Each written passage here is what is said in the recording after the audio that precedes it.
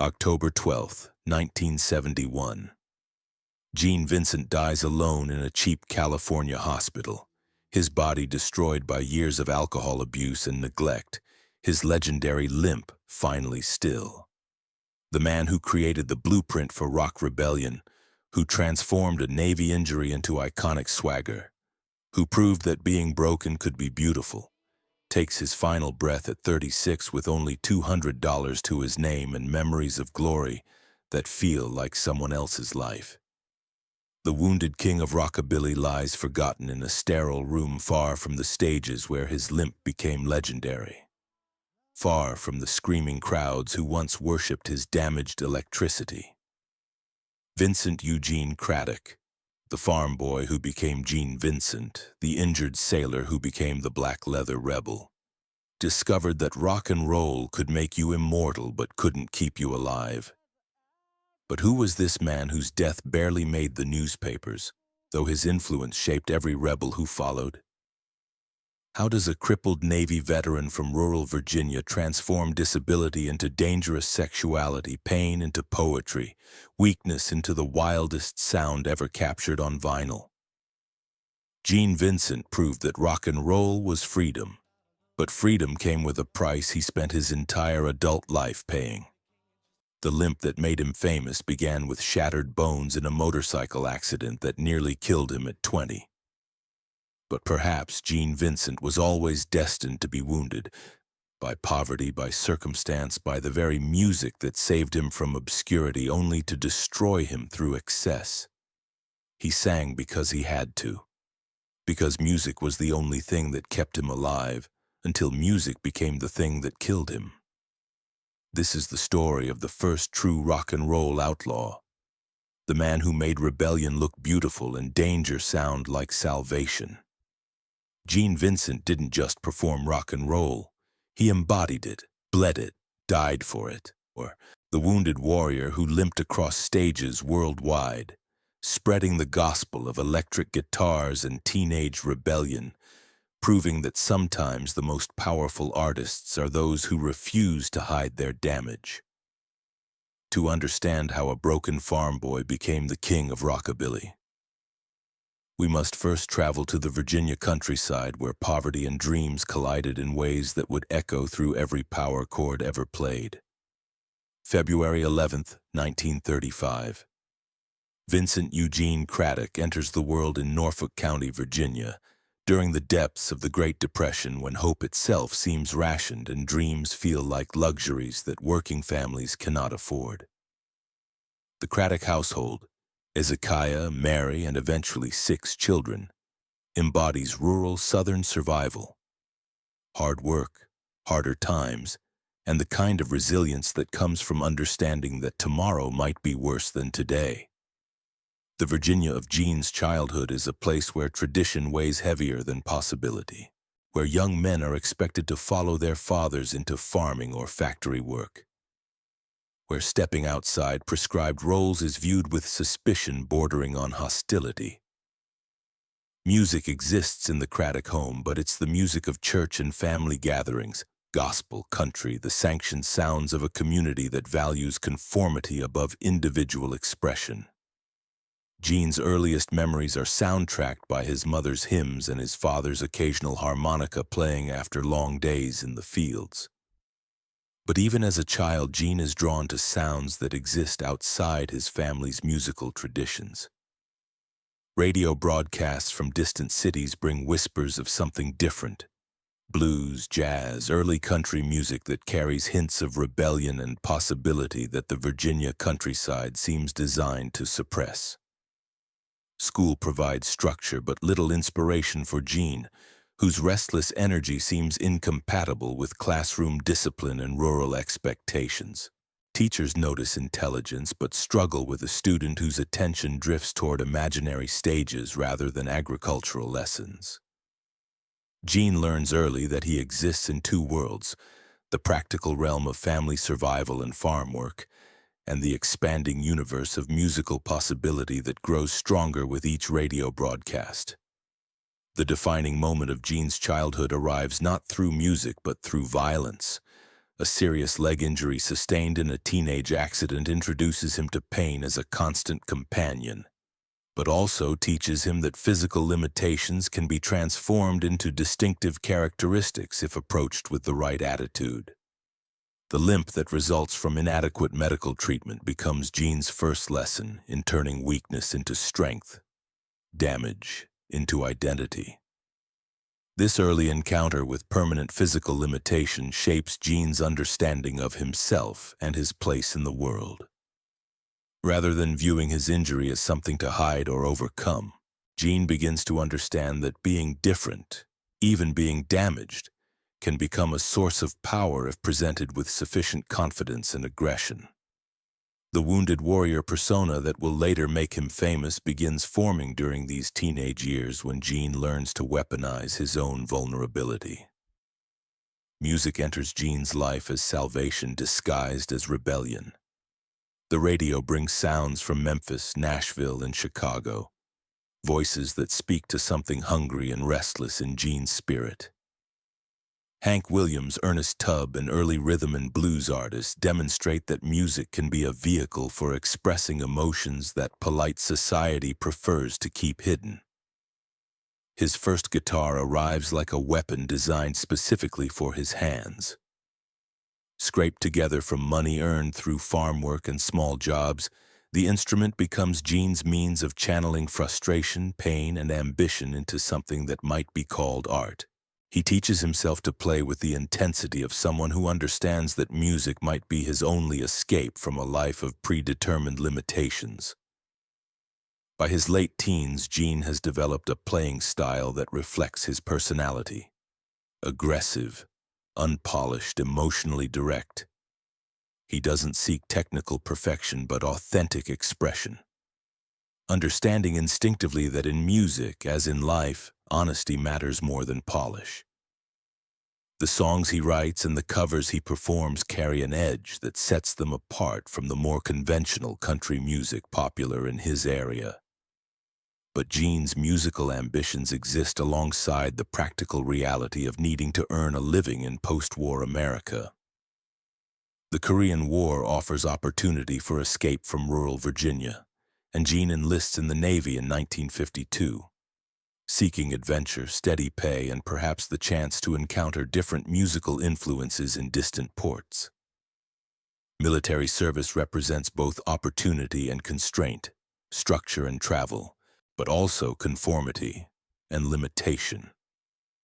The Navy accident that shattered Gene's leg in 1955 becomes the most significant moment of his life, though he doesn't immediately understand its importance. The injury that requires multiple surgeries and leaves him with a permanent, pronounced limp also provides the medical discharge that frees him from military obligations and forces him to reconsider his future entirely. 1955. Gene Vincent emerges from the Naval Hospital in Portsmouth with a medical discharge, a permanent limp, and the kind of restless energy that comes from nearly dying young. The leg injury that ended his military career also freed him from conventional expectations about what his life should become, creating space for possibilities that had been unimaginable just months earlier. The Virginia that Gene returns to in 1955 is experiencing its own transformation. Elvis Presley's success has created market demand for young men who can combine country music with rhythm and blues energy, and record labels are actively seeking artists who can capture some of Elvis's commercial magic.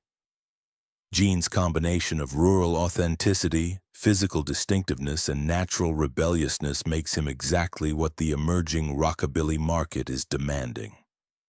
The formation of Gene Vincent and the Blue Caps begins with a meeting that feels like destiny disguised as desperate opportunity. Sheriff Tex Davis, a local DJ and talent scout, recognizes something special in Gene's combination of vocal ability and dangerous charisma. The band that forms around Gene includes Cliff Gallup on lead guitar, Willie Williams on rhythm guitar, Jack Neal on bass, and Dickie Harrell on drums, musicians whose styles complement Gene's aggressive approach while providing the technical foundation his songs require. But Gene Vincent and the Blue Caps are more than just another rockabilly band. They're a statement about what rock and roll can become when filtered through genuine danger and authentic rebellion. Where Elvis maintains a careful balance between sexuality and respectability, Gene embraces the darker implications of rock and roll, the suggestion that this music might actually be as dangerous as its critics claim. The recording of Be-Bop-A-Lula in May 1956 captures lightning in a bottle, creating a song that defines rockabilly's essential characteristics while establishing Gene as a major force in popular music.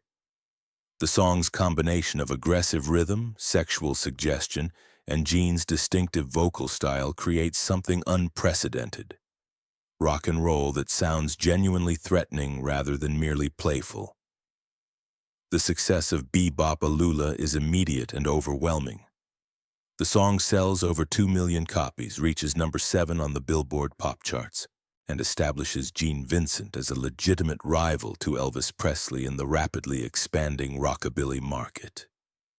Suddenly, the injured farm boy from Virginia finds himself at the center of a cultural revolution, representing everything that parents fear about their teenagers' musical preferences. Gene's live performances during this period become legendary for their combination of musical excellence and barely controlled chaos. His limp, rather than being a liability, becomes a crucial element of his stage presence, a visible reminder that Gene Vincent has survived damage that might have destroyed others, that his music emerges from genuine experience of pain and limitation rather than manufactured rebellion. The leather clothing that becomes Gene's trademark reflects both practical considerations and aesthetic choices.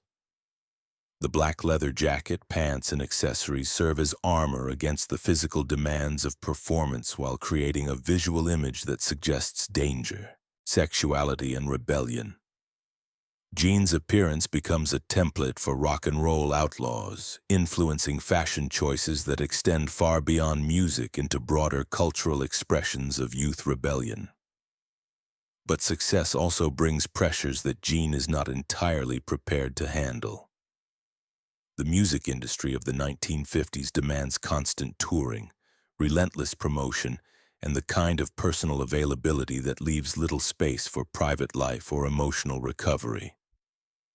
Gene finds himself living almost entirely in public, performing not just during concerts, but during interviews, photo sessions, and public appearances that require him to embody the Gene Vincent persona 24 hours a day. The persona, while commercially successful, begins creating psychological pressures that Gene struggles to manage. The wounded warrior image that makes him famous also traps him in a performance of toughness and rebellion that may not reflect his actual personality or emotional needs. Gene discovers that being a rock and roll outlaw requires constant vigilance, constant performance, constant commitment to an image that becomes increasingly difficult to separate from his actual identity. His personal relationships during this period reflect the complications of living as a public symbol of rebellion while maintaining private needs for connection and stability. Romantic relationships become complicated by Gene's career demands and by the expectations that come with dating someone whose public image is built on danger and unpredictability. By 1958, Gene Vincent has established himself as one of rockabilly's major figures, but he has also begun to understand that success in rock and roll might be incompatible with conventional notions of happiness or stability. The music that freed him from rural Virginia limitations has created new forms of constraint, and the injury that made him unique has become a burden that grows heavier with each performance. 1959. Gene Vincent stands at the crossroads between American stardom and European exile. His career in the United States beginning to stagnate even as his influence on emerging musicians continues expanding. The rockabilly boom that made him famous is being eclipsed by smoother pop music and the payola scandals that have made record companies wary of promoting rock and roll artists who seem too dangerous or unpredictable. The invitation to tour Europe with Eddie Cochran represents both opportunity and escape, a chance to find new audiences who might appreciate Gene's brand of authentic rebellion and distance from an American music industry that increasingly views him as a relic from rock and roll's more primitive era. The European tour promises revival of his career and validation of his artistic worth. Gene's partnership with Eddie Cochran during this period represents one of the most significant friendships of his life. Cochran, younger and more commercially successful, provides both professional collaboration and personal companionship that helps Gene navigate the loneliness that has become a constant feature of his touring life.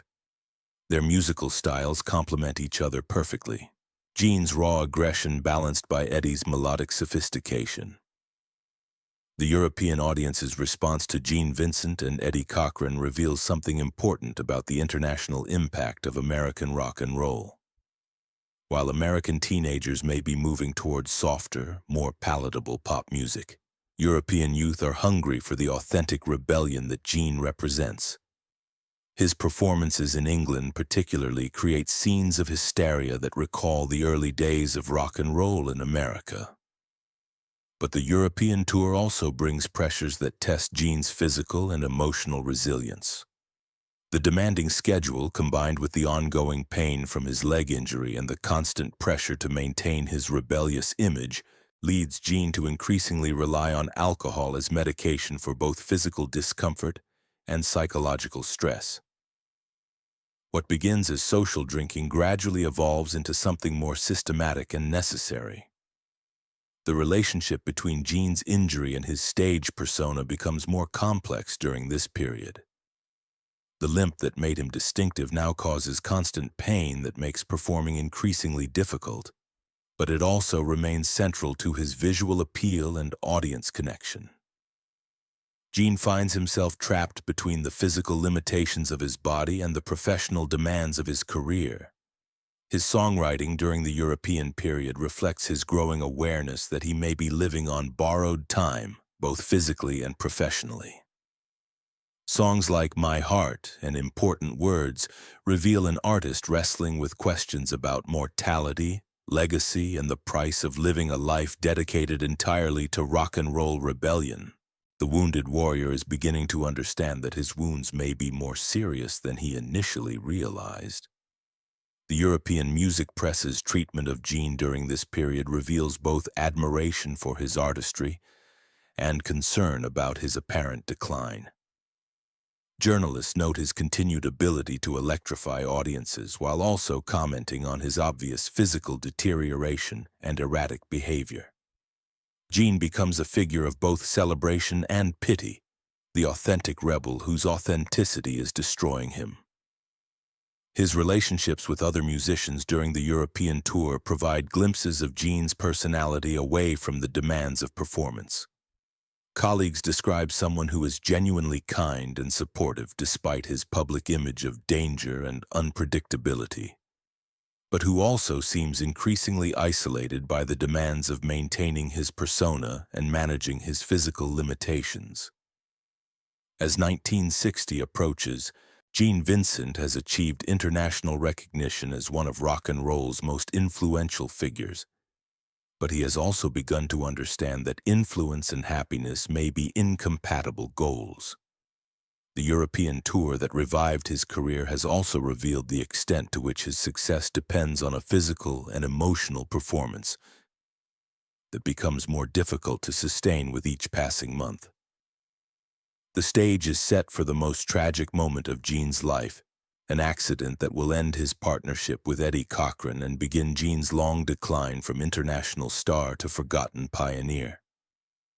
The wounded warrior is about to discover that some wounds never heal, and that the price of rock and roll authenticity might be higher than anyone should have to pay. April 17th, 1960. The taxi racing through the English countryside toward London carries Gene Vincent and Eddie Cochran toward what should be their triumphant return to America after a successful European tour. Instead, it carries them toward a moment that will shatter Gene's life and end Eddie's, transforming rock and roll history in ways that neither man could have anticipated. The crash occurs at Chippenham, Wiltshire, when the taxi blows a tire and slams into a concrete lamppost. Eddie Cochran dies from his injuries, while Gene Vincent survives with additional damage to his already weakened leg and psychological trauma that will haunt him for the rest of his life. The beautiful broken man becomes more broken still, but this time, there's no audience to appreciate the tragic artistry of his suffering. In an instant, Gene loses his closest friend, his most important musical partner, and his sense that being broken could still be beautiful. The limp that made him a star now reminds him daily that he survived while Eddie died. Damage as identity becomes damage as guilt, and guilt, unlike rebellion, cannot be sold to screaming teenagers. The immediate aftermath of the accident reveals Gene at his most vulnerable and most admirable. Despite his own serious injuries, he attempts to help Eddie and comforts other passengers in the wreckage. But the emotional impact of watching his friend die while he survives creates survivor's guilt that becomes a defining feature of Gene's remaining years. The accident becomes a dividing line. Everything before is remembered as golden. Everything after feels like living on borrowed time. Gene's recovery from the physical injuries takes months, but the psychological recovery never fully occurs. The leg that was already damaged becomes even more problematic, requiring additional surgeries and creating pain that makes performing increasingly difficult. But more significantly, the accident destroys Gene's sense that rock and roll is worth the risks it demands, that the rewards of performance justify the costs in health and happiness. The music industry's response to Gene's situation reveals both the callousness and compassion that characterize show business. While some colleagues and fans rally to support him during his recovery, others begin treating him as a liability, an aging rocker whose best days are behind him and whose insurance costs make him an expensive risk for promoters and booking agents. Gene's return to performing in 1961 demonstrates both his resilience and his limitations. While he remains capable of powerful performances, the combination of physical pain, emotional trauma, and alcohol dependence creates inconsistency that damages his professional reputation. Audiences sometimes witness the old magic, but increasingly they encounter a performer who seems to be going through motions rather than channeling genuine passion. His personal relationships during this period reflect his growing isolation and emotional instability. The man who once embodied dangerous sexuality now struggles with intimate connections, using alcohol to manage both physical pain and emotional numbness that makes authentic relationship increasingly difficult. Friends and romantic partners find themselves dealing with someone who is simultaneously needy and distant, loving and aggressive. The changing musical landscape of the early 1960s makes Gene's situation even more difficult. The British invasion and folk revival movements create market demand for music that sounds fresher and more contemporary than Gene's rockabilly style. While his influence on emerging musicians remains strong, the Beatles and the Rolling Stones frequently cite him as an inspiration. Commercial opportunities become increasingly scarce.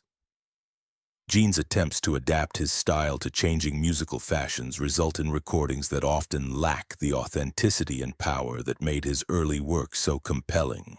The wounded warrior who once seemed indestructible now appears to be fighting battles that he cannot win, creating music that feels more nostalgic than revolutionary.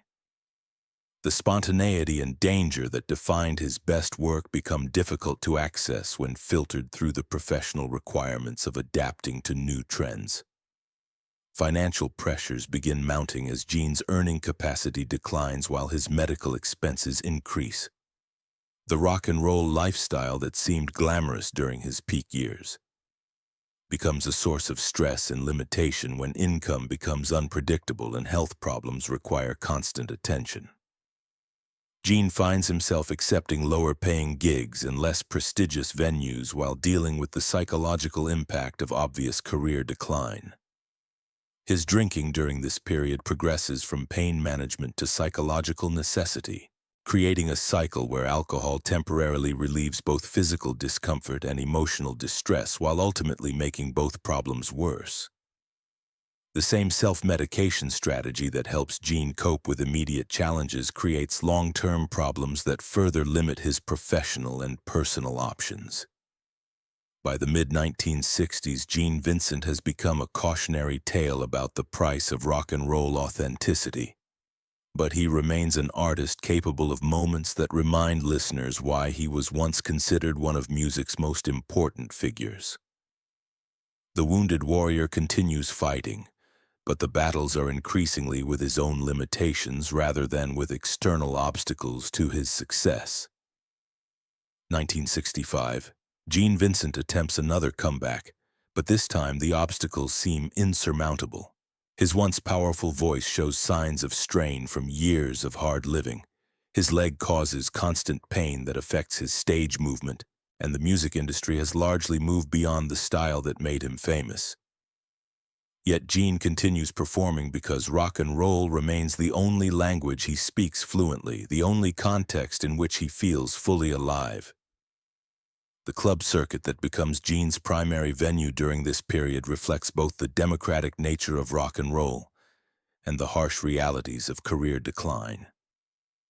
Where he once headlined major venues and appeared on national television, Gene now performs in small clubs and bars where the audiences are often more interested in drinking than listening. But these intimate settings also allow for a different kind of performance, more personal, more direct, sometimes more powerful in their simplicity. His interaction with younger musicians during this period reveals Gene's continuing influence on rock and roll development. Members of emerging punk and garage rock bands seek him out for advice and collaboration, recognizing in his early work a template for the aggressive, unpolished sound they're trying to create. Gene's willingness to work with these musicians demonstrates both his professional generosity and his understanding that his legacy lies not in his current commercial success but in his lasting impact on rock music. The financial pressures of Gene's situation become increasingly severe during the late 1960s. Medical bills, reduced income, and the expenses associated with maintaining a touring career create constant stress that affects every aspect of his life. The man who once lived like rock royalty now struggles with basic necessities, sometimes sleeping in cheap motels or his car between gigs. His alcohol consumption during this period reaches levels that alarm even those accustomed to rock and roll excess. What began as pain management and social drinking has evolved into a dependency that affects Gene's ability to perform consistently, maintain relationships, or manage his business affairs effectively. The same substance that helps him cope with immediate challenges becomes the primary obstacle to addressing the underlying problems that created those challenges. Gene's few romantic relationships during this period reflect the complications of loving someone whose life has been defined by trauma, addiction, and professional decline. Partners find themselves dealing with someone who is simultaneously vulnerable and defensive, generous and self-destructive, capable of great tenderness and sudden violence. The wounded warrior's emotional armor has become so heavy that removing it feels impossible, even when solitude becomes unbearable. His performances during the late 1960s vary wildly in quality, sometimes capturing the old magic but increasingly revealing an artist whose physical and emotional resources are being depleted faster than they can be replenished. Audiences sometimes witness transcendent moments when Gene connects with his material and his persona in ways that remind everyone present why he was once considered revolutionary. But they also encounter shows where he seems to be performing from muscle memory rather than genuine engagement. The music industry's treatment of Gene during this period reflects broader attitudes about aging rock stars and the disposability of popular culture figures. While some industry professionals recognize his historical importance and artistic merit, Others view him as a liability whose best years are clearly behind him. Gene finds himself caught between nostalgia acts and attempts at contemporary relevance, neither of which feels entirely authentic to his current situation. His final recordings capture an artist who remains capable of moving performances despite obvious limitations. Songs like Story of the Rockers reveal someone wrestling with questions about legacy, mortality, and the price of living a life dedicated entirely to rock and roll rebellion. The wounded warrior is running out of battles to fight, but he continues fighting because fighting is all he knows how to do.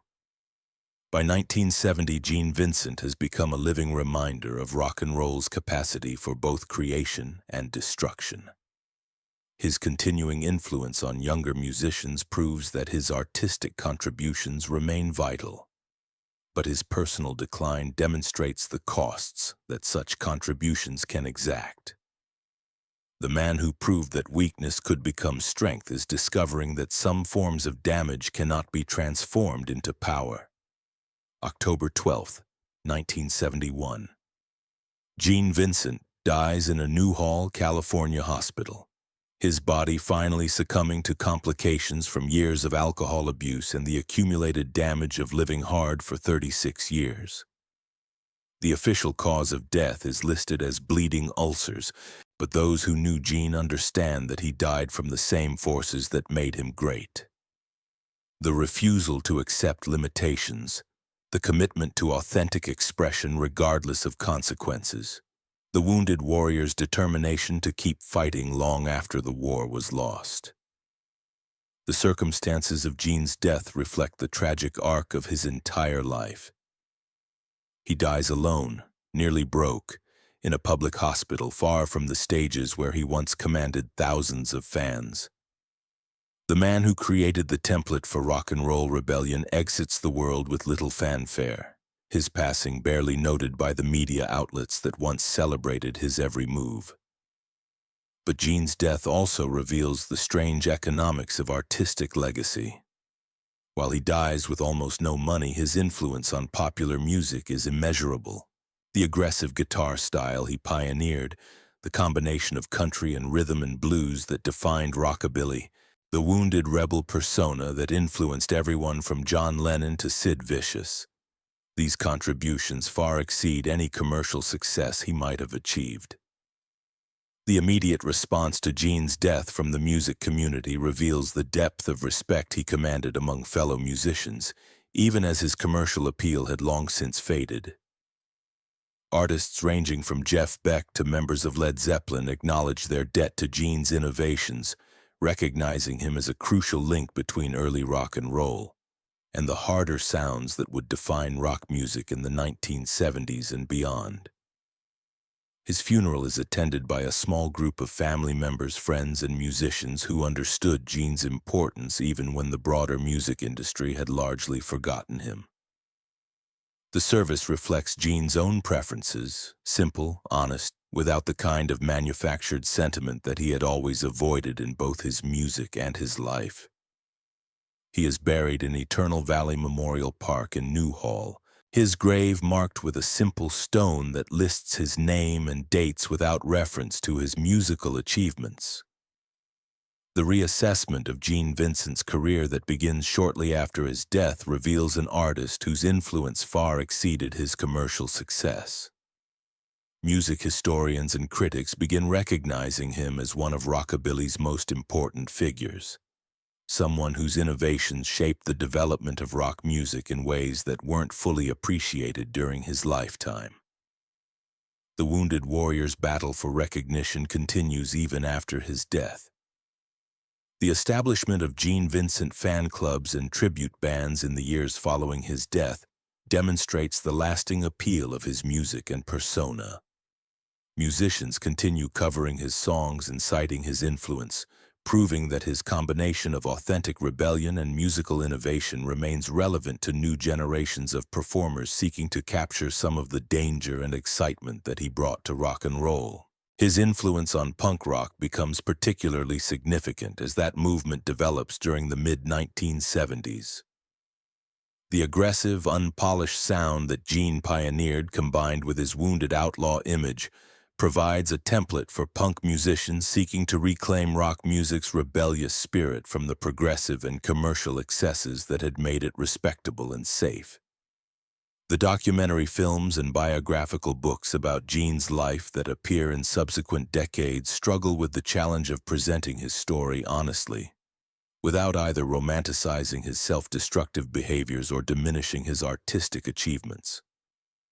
His life offers important lessons about the relationship between creativity and pain, the dangers of using substances to manage emotional distress, and the importance of seeking help before problems become insurmountable.